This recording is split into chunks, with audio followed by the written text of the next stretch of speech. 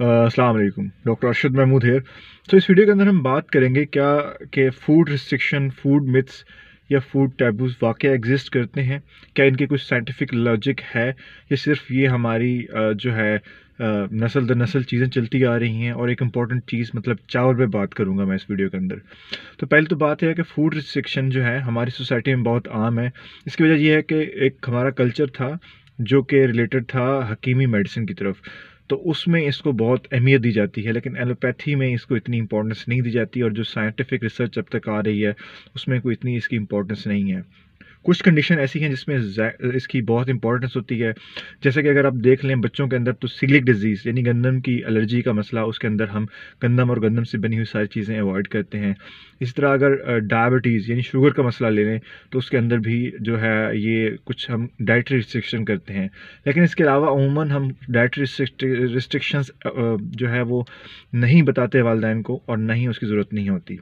चूँकि एक कल्चर बन चुका है, तो वालिदैन ज़रूर जब हमसे मुआयना करा के जा रहे होते हैं तो ये पूछते हैं कि डॉक्टर साहब किस चीज़ का परहेज़ तो नहीं करना। अब चूँकि सर्दियों का सीज़न चल रहा है और सर्दियों के सीज़न के अंदर आपको पता है कि नज़ला, ज़ुकाम, छाती के इन्फेक्शन ये बहुत ज़्यादा बढ़ जाते हैं, और इवन तो अब कोविड दोबारा आने लग गया है। तो इस सूरत में चावल जो एक इम्पॉर्टेंट ग़िज़ा है उसको इसके साथ जोड़ दिया जाता है कि चावल जो है नज़ला कराता है, ज़ुकाम कराता है, छाती में रेशा कराता है और छाती की बंदिश कराता है। तो हम देखते हैं साइंटिफिकली कि क्या ये ठीक है या नहीं ठीक। तो साइंटिफिकली ये ठीक नहीं है। चावल जो है तमाम ग़िज़ाइयों की तरह एक ग़िज़ा है। इसके अंदर कार्बोहाइड्रेट या निशास्ता होता है जो गंदम के अंदर भी पाया जाता है, जो मकई में पाया जाता है, इस तरह चावल के अंदर भी पाया जाता है।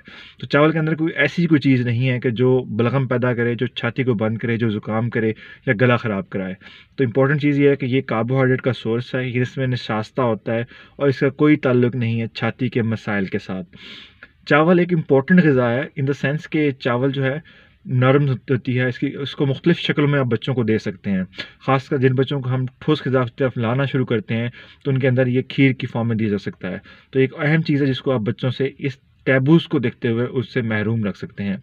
अब देखिए, अगर तो दुनिया के अंदर काफ़ी सारे ऐसे ममालिक हैं, इवन कुछ खित्ते हैं दुनिया के, जैसा कि अगर आप देखें तो जैसे इंडिया के कुछ एरियाज़ हैं जो समंदर के साथ हैं, जैसे कि साउथ इंडिया है, इसी तरह बांग्लादेश है, तो वहाँ की स्टेपल डाइट यानी जो रोज़मर्रा की ग़िज़ा है वो चावल है। जिस तरह हम रोज़ाना रोटी खाते हैं वो रोज़ाना चावल खाते हैं, लेकिन उनको कोई छाती के मसाइल या बलगम या ऐसी चीज़ें इससे नहीं होती। तो इससे साबित यही होता है कि चावल का इससे कोई डायरेक्ट लिंक नहीं है, आप चावल खाएँ। अब मसाइल कहाँ पे आते हैं, जब हमारे यहाँ जिस तरह चावल को बनाया जाता है उसमें इतने मसाले भर-भर दिए जाते हैं और जिस कसीर मिक़दार में खाया जाता है, तो उससे बदहज़मी हो सकती है, उससे मसाइल हो सकते हैं। लेकिन एज़ सच चावल का कोई साइड इफ़ेक्ट नहीं, क्योंकि चावल कार्बोहाइड्रेट है, उसके अंदर ग्लूकोज़ है। जिस तरह आप रोटी ज़्यादा खाएँगे तो आप मोटापा आपके अंदर आ जाएगा, इस तरह चावल भी ज़्यादा खाने से मोटापा आ सकता है। तो इम्पोर्टेंट पॉइंट यही है कि चावल जो है एक इम्पॉर्टेंट ग़िज़ा है, आप इसको खा सकते हैं, इसका छाती के मसाइल से कोई ताल्लुक नहीं है, तो इसको अच्छे तरीके से खाएँ। इसके अंदर बहुत ज़्यादा मसालों को अवॉइड करें और जितनी ज़रूरत है उतना ही खाएँ। Thank you.